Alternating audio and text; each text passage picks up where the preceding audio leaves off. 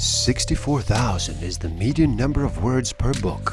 Average person reads about 200 words per minute. Simple math will tell us that is one book in 320 minutes. To accomplish this in 7 days, numbers say you would have to read for 45 minutes a day.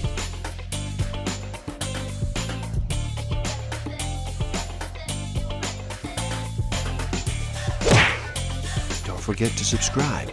Hit that notification button, like, comment, and share. Enjoy.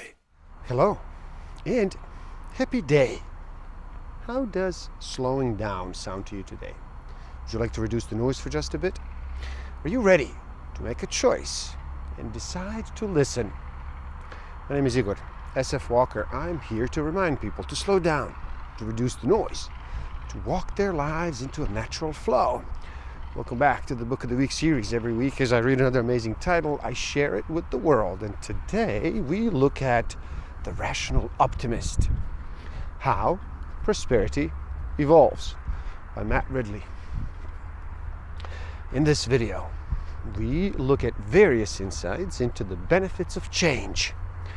This is not a book of unthinking praise or condemnation on all markets, but it is an inquiry into how the market process of exchange and specialization is older and fairer than many think. And it gives vast reason for optimism about the future of the human race. We look at rational optimist. Rational, because what we discover here is an optimism not through temperament or instinct, but by looking at the evidence. Stick around till the end, as I will share with you a way to become more optimistic about your ability to change, to improve, how to specialize yourself. By looking at some evidence about yourself and your personality, you will discover evidence as to why you do the things you do and what truly motivates you behind the scenes. And look at these innate human needs we're sometimes not even consciously aware of. This awareness will help you grow so you can benefit from change. I need to convince you that human progress has, on balance, been a good thing, and that despite the constant temptation to moan, the world is a good place to live. As good a place as it has ever been for an average human being. Even now, in deep recession, that it is richer, healthier, and kinder too. And it is much because of commerce, as much as commerce, as despite it. I'm going to explain why and how it got that way. And finally, I intend to see whether it can go on getting better. Since 1800, the population of the world has multiplied 6 times, yet average life expectancy is more than doubled, and real income has risen more than 9 times. Taking a shorter perspective, in 2005 compared to 1955, the average human being on planet Earth earned nearly 3 times as much money, corrected for inflation, ate 1/3 more calories of food, buried 1/3 as many of her children, and could expect to live 1/3 longer, 50 years. A person who was likely to die, person was less likely to die as a result of war, murder, childbirth, accidents, tornadoes, flooding, famine, whooping cough, tuberculosis, malaria, diphtheria, typhus, typhoid, measles, smallpox, polio. A person was less likely at any given age to get cancer, heart disease, or stroke. A person was more likely to be literate and to have finished school. You were more likely to own a telephone, a flush toilet, a refrigerator, and a bicycle.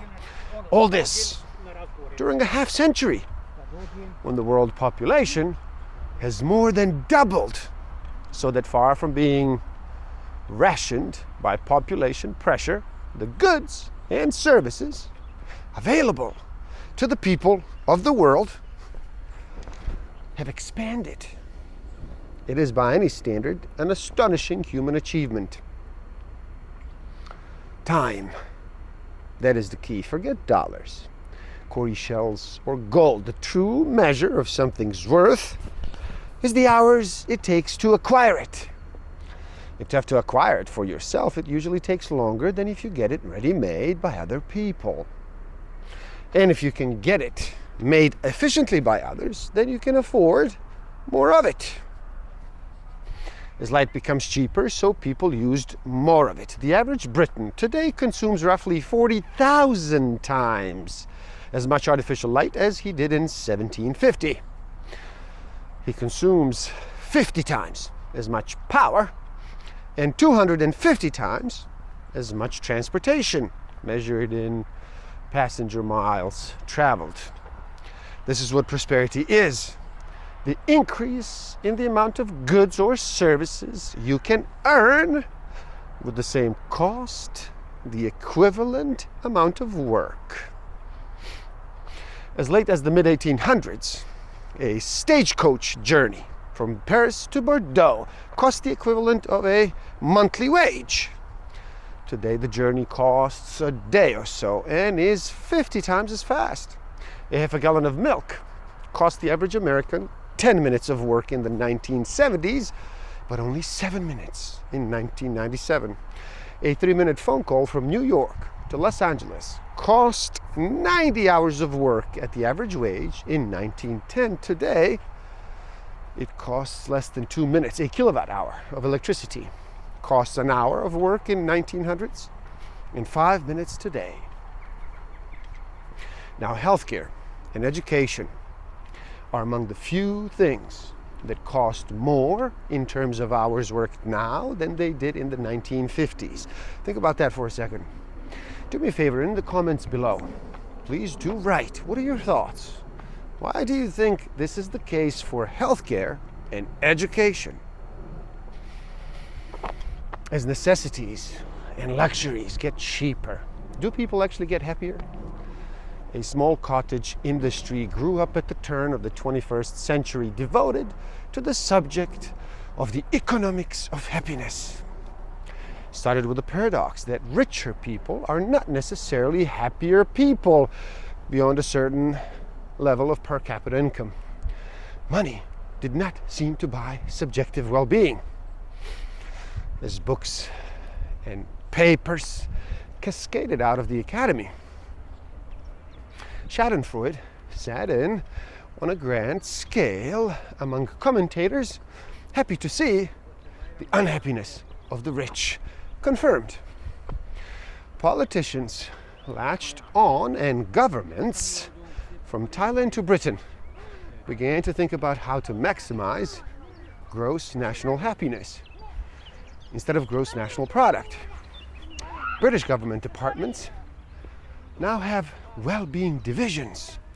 As a result, King Wangchuk of Bhutan is credited with having been the first to get there in 1972, when he declared economic growth as secondary to national well-being.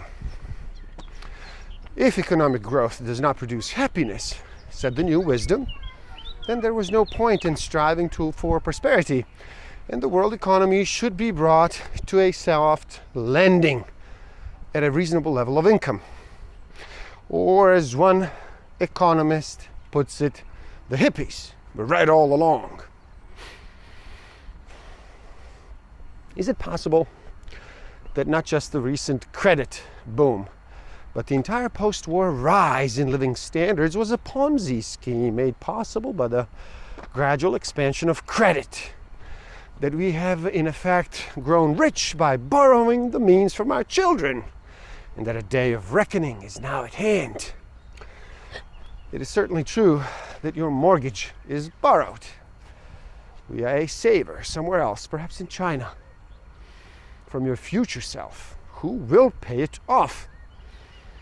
It is also true that on both sides of the Atlantic, that your state pension will be funded by your children's taxes, not by your payroll contribution, as so many still believe. It is a very typical human behavior. By the age of 15, chimpanzees have produced about 40% and consumed about 40% of the calories they will need during their entire lives. By the same age, human hunter-gatherers have consumed about 20% of their lifetime calories, but produced just 4%. More than any other animal, human beings borrow against their future capabilities by depending on others in their early years. Why, asks Jeffrey Miller, would the world's most intelligent primate buy a Hummer H1 Alpha sport utility vehicle which seats 4, gets 10 miles to the gallon, takes 13.5 seconds to reach 60 miles, and it sells for $139,771? Because he answers, human beings evolved to strive to signal social status and sexual worth. What this implies is that far from being merely materialistic, human consumption is already driven by a sort of pseudo-spiritualism that seeks love, heroism, and admiration. Yet this thirst for status then encourages people to devise recipes that rearrange the atoms, electrons, or photons of the world in such a way as to make useful combinations for other people. Ambition is transmuted into opportunity as a broad generalization. The more people trust each other in a society, the more prosperous the society is. And as trust grows, it seems to precede the income growth. Do me a favor, in the comments below, tell me, what do you think is happening with the trust in the world right now? Strong governments are, by definition, monopolies. And monopolies always grow complacent, stagnant, and self-serving. Monarchs love monopolies because where they cannot keep them for themselves, they can sell them. They can grant them to favorites and then tax them.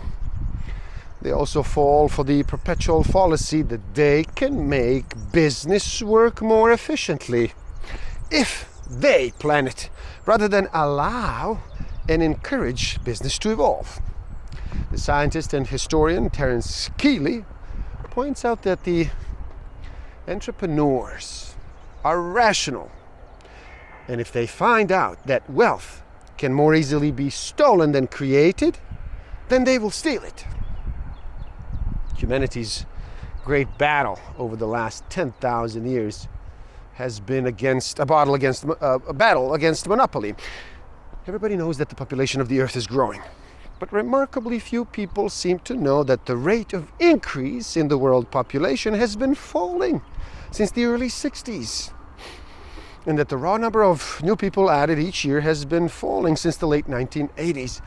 As the environmentalist Stuart Brand puts it, most environmentalists still haven't got the word. Worldwide, birth rates are in free fall. On every part and in every continent and in every culture, even Mormon, the birth rates are heading down. They do reach replacement level and then they keep on dropping. This is happening despite people living longer and thus swelling ranks of the population for longer, and despite the fact that babies are no longer dying as frequently as they did in the early 20th century. Population growth is slowing, even while death rates are falling.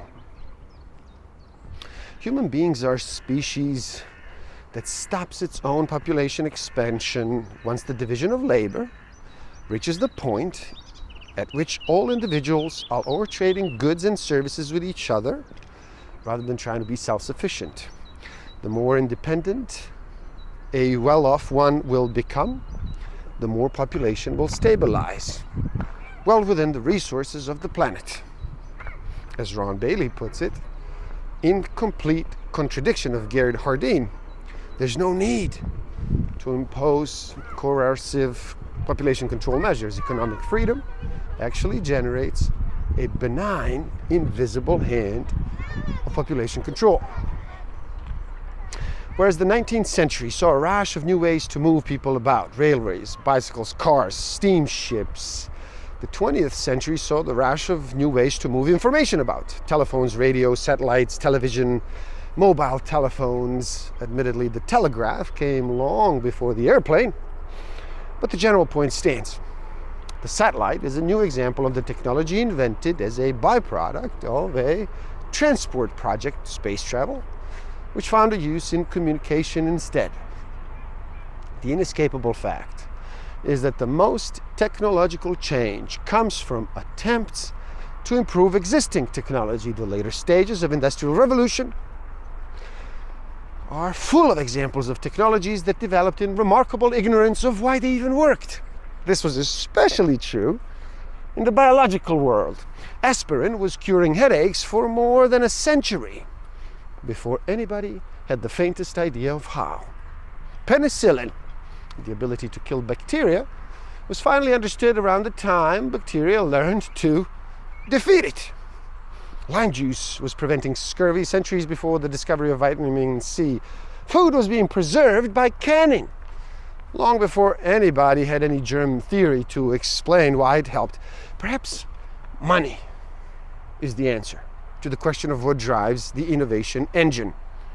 Exchange, the perpetual innovation machine that drives the economy, owes its existence not mainly to science, which is its beneficiary more than its benefactor, nor to money, which is not always a limiting factor, nor to patents, which often get into the way, nor to government, which is bad at innovation. It is not a top-down process at all.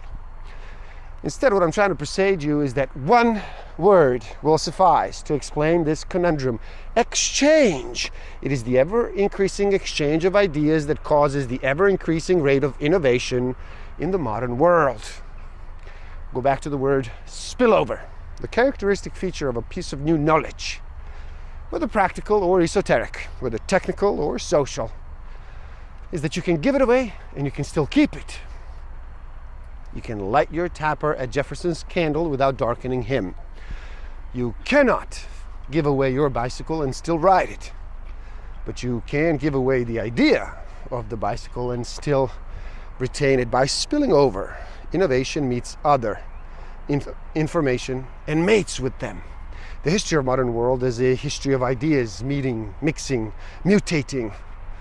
And the reason that economic growth has accelerated so in the past 2 centuries is down to the fact that ideas have been mixing more than ever before, and the result is gloriously unpredictable. I've observed that not the man who hopes when others despair, but the man who despairs when others hope is admired by a large class of persons as a sage. John Stuart Mill said this. So long as human exchange and specialization are allowed to thrive somewhere, then culture evolves, whether leaders help it or hinder it. And the result is that prosperity spreads, technology progresses, poverty declines, disease retreats, facility falls, happiness increases, violence atrophies, freedom grows, knowledge emerges, the environment improves, and wilderness expands. Said Lord Macaulay, we see almost in every part of the annals of mankind how the industry of individuals struggling against war, taxes, famine, mischievous prohibition, and more mischievous prohibition creates faster than governments can squander and repairs whatever invaders can destroy. Human nature will not change. The same old dramas of addiction and aggression, of infatuation and indoctrination, of charm and harm will play out, but in an ever more prosperous world. History repeats itself as a spiral, not a circle, with an ever-growing capacity for both good and bad, played out through unchanging individual character. So human race will continue to expand and enrich its culture despite setbacks, and despite individual people having much the same involved, unchanging nature. The 21st century will be a magnificent time to be alive, so dare to be an optimist. And there you have it. Please do help out. It is easy. Simply like this video so more people can enjoy it. Share it too and spread the word. Leave a comment. Share your thoughts, subscribe to my channel, and stay up to date. And the link to this book is in the description below, so buy it and read. Never stop learning, especially learning about yourself and nature. So gift yourself by taking the free human needs test on my website, Find out what actually motivates you, what innate human need is driving all of your decisions and all of your behavior. And if you do feel you are ready to improve your self-awareness, social awareness, self-management, and relationship management even further, do check out my Master of Life Awareness program. The links are in the description below. Thank you. Love and respect.